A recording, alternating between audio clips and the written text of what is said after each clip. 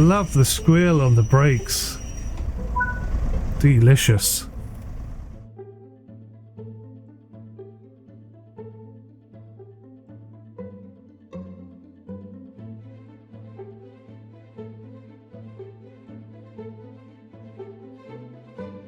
Good evening, fellow Sim fans. It is Monday the 22nd of April. Welcome back to the Sim Shack and me, Sim UK. This is Train Sim World 4, and this little device down here, which you can't see just yet, is the RAILDRIVER control pack. Now, Train Sim World has given this thing sort of limited love, if you will. It kind of works. It's been in beta for at least 2-3 years, and basically they haven't seen fit to allow you to bind whatever key or axes you want to whatever you want it to do. So it's quite limited in its functionality, and it's very much reliant on Train Sim World doing a good job at combining the buttons and the axes and everything together. I'm just trying to find a camera that you can see it with. There we go. So this is the RAILDRIVER. If you haven't seen this thing before, it's quite expensive. You can only legitimately buy it from America brand new, and then obviously you have to pay shipping costs on top of that. So it rolls in at about £300 last time I looked. It's probably more than that with the way that the price of everything has gone up. It's not the most robust thing in the world, but there's not really much else to choose from. There aren't a huge number of controller options available for train simulation. So we're going to have a look at this today and see how well it works. So let's jump in. I'll show you the first thing that happens. Is you come into controls, you go to advanced controls, and this is what you've got here. So I'm just going to calibrate this real quickly for anyone who hasn't seen it. There's a tiny little arrow there, and obviously you've got to put the relevant axes at the relevant points, and then you press accept or E, and then you just follow that little marker all the way through.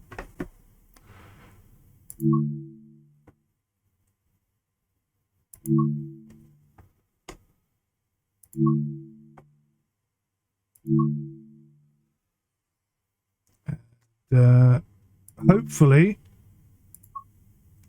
it will all work inside the game, but I wouldn't put money on it, let's put it that way. Now this is an interesting bit of kit. So it looks like it's just a simple up and down axes, but actually it's got a left and right axes on it as well. And I always forget this. I always forget that this exists. I'm not sure I've ever actually used it properly. So it'd be interesting if I get the opportunity to use that today. I shouldn't imagine I will. A large part of what I'm doing, there you go, that's it calibrated.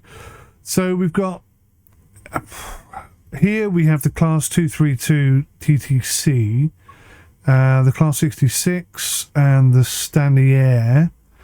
So if I were to type in 142 and hit enter, class 142, still nothing.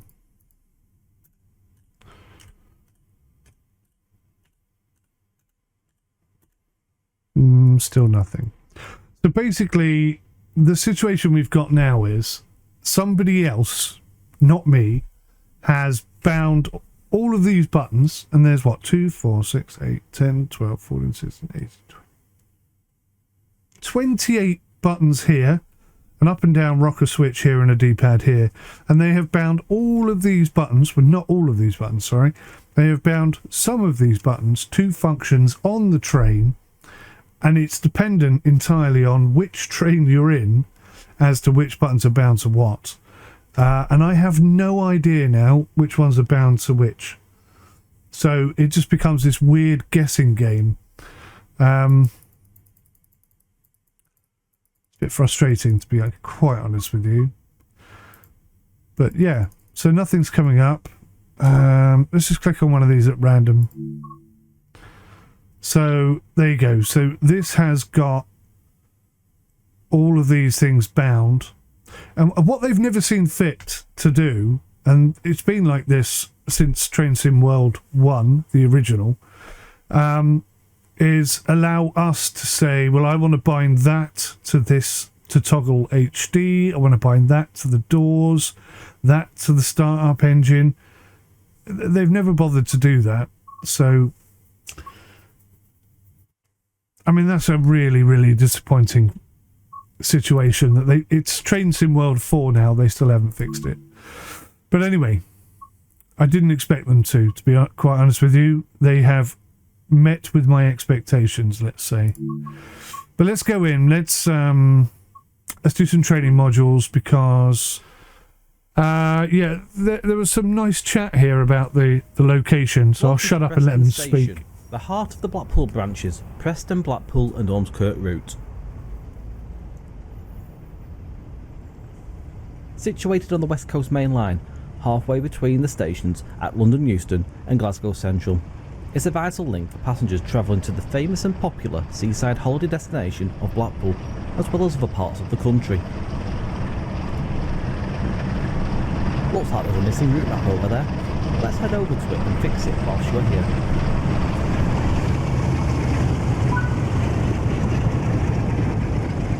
So, for those of you with eagle eyes, you'll notice in the top right hand, not quite top right hand corner, I've got an FPS marker on.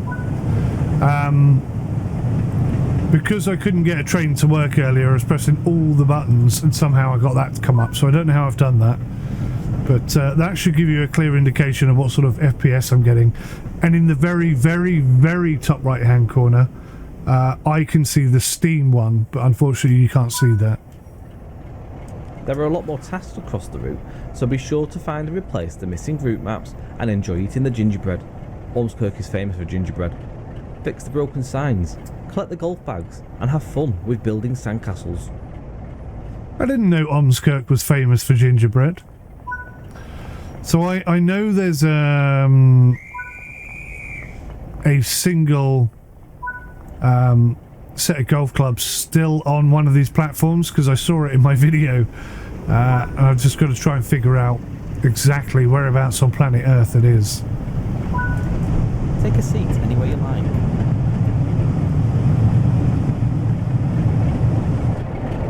I was going to sit there, but that would be weird if I sat there, wouldn't it? I'm going to sit here.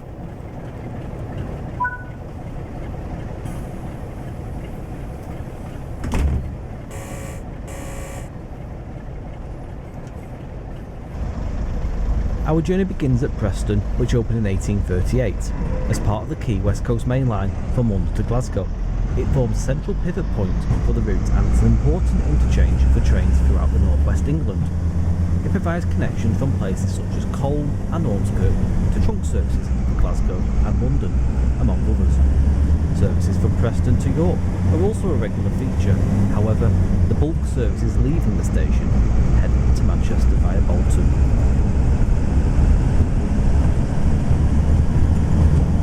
Blackpool once had 3 stations, Blackpool North, Central and South. Blackpool Central was closed in 1964, however the North and South stations still exist for you to explore. Formerly known as Blackpool Talbot Road, Blackpool North is now the main terminating station in the town. This station once comprised of 16 platforms but was cut down to 8 when the original station building was demolished and relocated to its current location. Blackpool South, formerly known as Waterloo Road, was made the sole terminus of the southern end of the town when Central Station closed in 1964. Interesting stuff, this. Rail Class 142 diesel mechanical multiple unit in the provincial blue livery.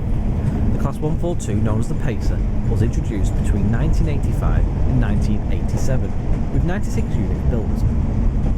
The unit was designed to keep its costs as low as possible to develop and uses the road bus design as its model. The Pacer has no bogies and has axles bolted directly to its chassis, which can result in some defining ride characteristics. I imagine it's uncomfortable. little bit bumpy, let's say. Alongside the Class 142, you will also be able to drive the BR Class 47 diesel locomotive and the BR Class 08 diesel shunter.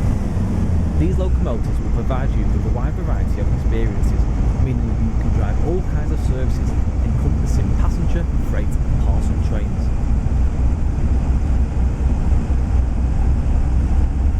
Set the pace and enjoy the journey through the wide variety of changing scenery, local travel and train sim world. You can drive to the famous seaside resort of Blackpool, head south via some beautiful countryside to Ormskirk, or go on the freight underground to Bernays. Pretty cool stuff. A nice intro. Look out for many landmarks along the way, such as the world famous Blackpool Tower, the Seen Blackpool it. Pleasure Beach, or even the Church of St Walburgs in Preston. Heading south, look for the Ribble Viaduct and Amescombe Mill. Across the route, you will see characterful signal boxes and distinctive stations. And I've checked Welcome these to stations, Blackpool they are branches. incredibly Let the fun accurate. I'm very impressed. And I'm hoping that Just Trains will bring much needed level of quality to Train Sim World. Callum, you call it Train Sim World 1.4. That's genius. I love that. I'm going to start calling it 1.4 as well. That's brilliant. It genuinely is 1.4. I mean, there have been the new version. It's just BS, isn't it? The whole progression system in this game from 1 to 2 to 3 to 4. It's just, if anything, it's gone backwards, I would say. Right, okay, so if I click continue, it will take me into a 142 training module, but it's not quite so easy to find it yourself, I've discovered. So this is the new UI, which is not impressing me already. But let's go in and let's actually do some train work. I haven't done this for absolutely yonks. I'm very excited to jump in and do this. Well, we'll see how it goes. Welcome to this Class 142 diesel mechanical multiple unit in British Rail Provincial Blue livery. This brief introduction will cover basic controls, stopping and passenger boarding. A lot of time will be spent in the cab, so climb aboard to get started.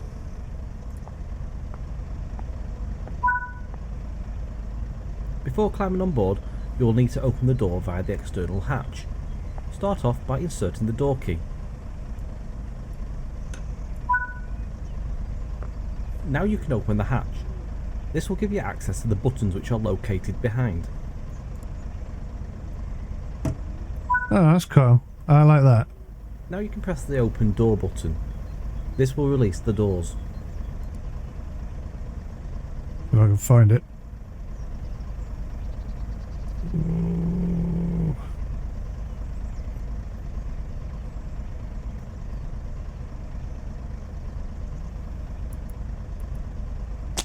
Where's my aiming thing? There it is. Before boarding the Class 142, you will need to close the hatch. Of course. And lock it.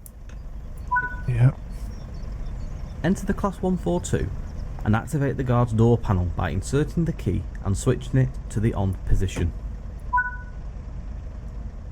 Now that you have activated the guards panel, you will need to open the hatch above the door. This will give you access to the controls.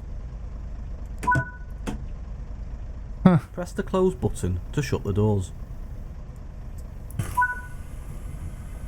Now that the doors have closed, you can shut the hatch. Finally, That's you will cool. need to reinsert the key to deactivate the guards panel. When ready, sit in the driver's seat. Quirky, but very cool. I like that. The master key is used to activate the control desk.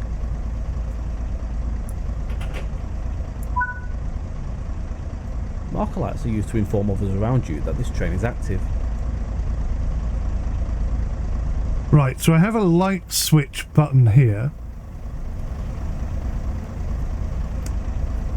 But that doesn't work.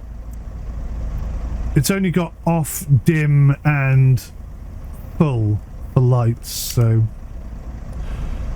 I guess that's not meant for this bit. Give a quick glance at the platform to ensure all is safe, then unlock the doors.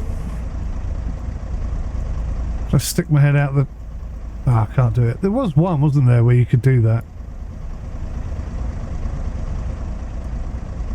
That's it, stay safe. Right, now, I imagine that pressing left on the D-pad will unlock the doors.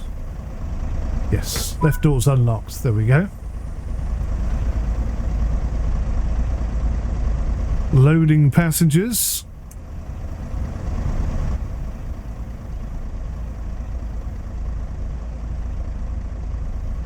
There are none.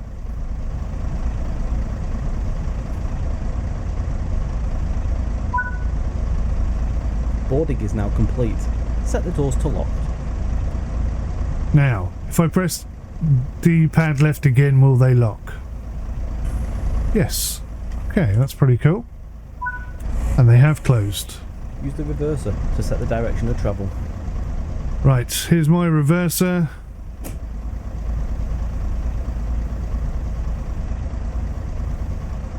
Haha.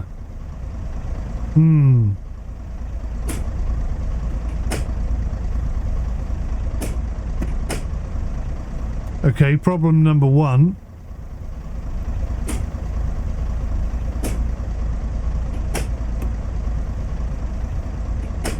So that's meant to be reversed, and that's meant to be forward, but they're both set off. So I'm going to have to, like, balance it between two things. Release the West Coast 3-step braking system and apply That's power. not good. Right, so brake off. You can see the brake pressure coming down. Set throttle to notch 1 or 2 because I can't find 1. There we go. Let's stop at the next station. The key aspect is to make a gentle and controlled approach. Wow, it really does sound like a bus, doesn't it?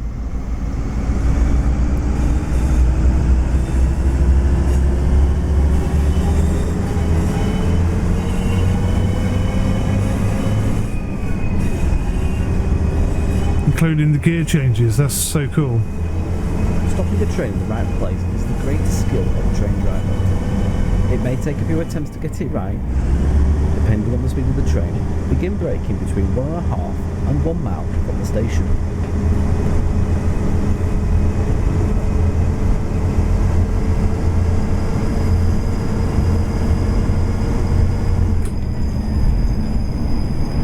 Aim to be doing no more than 25 miles per hour when the train reaches the platform, then come to a stop anywhere alongside. Okay.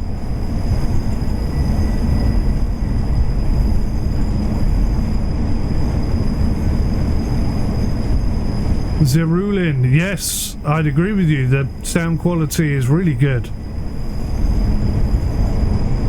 I'm quite impressed.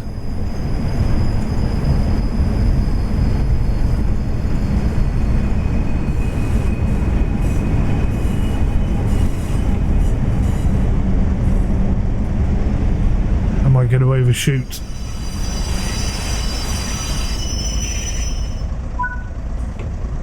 Give a quick glance at the platform to ensure all is safe, then unlock the doors. I'm going to assume the platform is safe, right. So I'm going to press right on the D-pad. Let's unlock the doors. And they are indeed unlocked. So far so good. Yeah, the sound quality is great. I'm really quite impressed. I like the little attention to details as well, with the old key, setting it up from cold and dark. There's not enough cold and dark stuff in this game for my liking. Boarding is now complete. Set the doors to locked. Okay, pressing right D-pad again. Right doors are locked. All is good.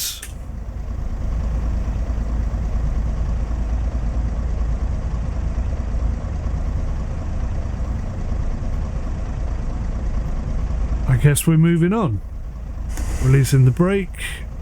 Engaging the throttle.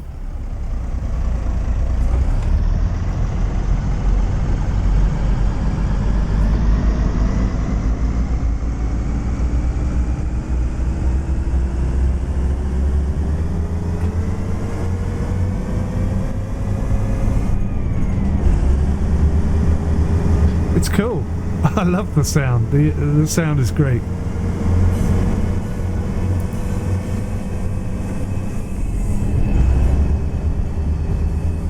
Lovely little lake there.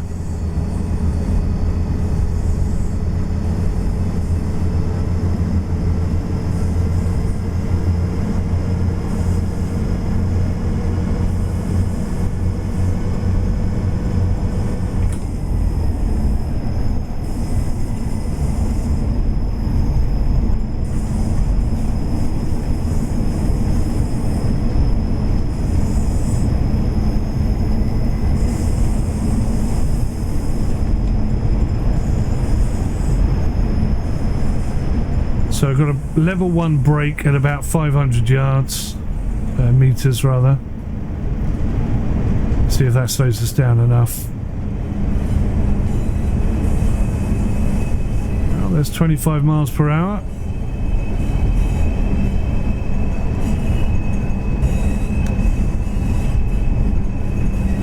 Slowing down a bit too quickly.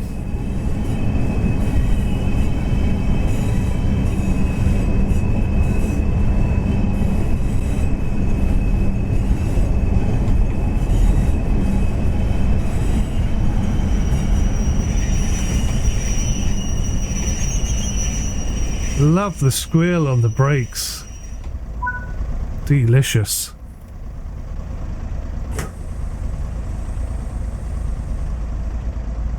Now, I should be able to use some of these buttons to look outside, but because I have no idea which button is bound to what, it's complete guesswork.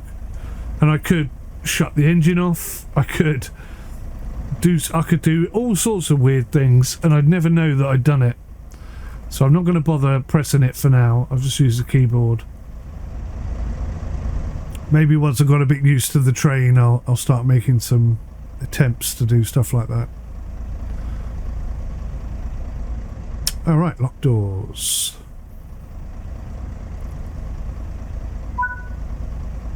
Well done. This completes the basics of driving the Class 142. Splendid. Right. So I wasn't speeding. Accuracy bonus 314. No hard impacts. No problems at all, really. Objectives completed 750. I was well under the speed limit. So what do I get? What's this? What's that? Silver?